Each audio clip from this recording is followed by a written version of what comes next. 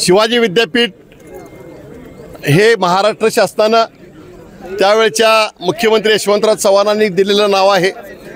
शिवाजी हा उल्लेख व्हावा अशा पद्धतीचा निर्णय त्यावेळेला घेतलेला होता।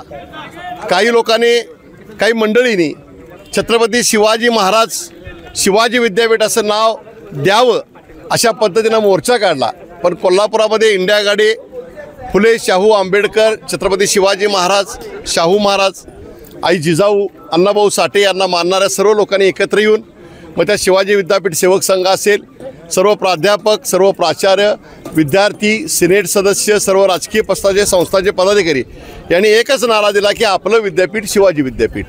आणि त्याचाच एक भाग म्हणून आज आपण या ठिकाणी सतेज पर्व आणि त्यांना मानणाऱ्या सर्व ग्रुपच्या वतीनं शिवाजी विद्यापीठ हेच नाव राहावं अशा पद्धतीची आज एक मानवी साखळी केली।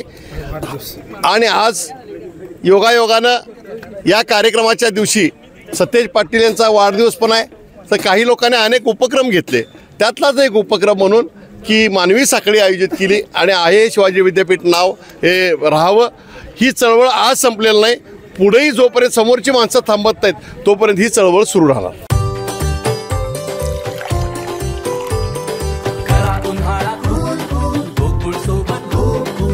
गोकुळ सोबत गोकुळ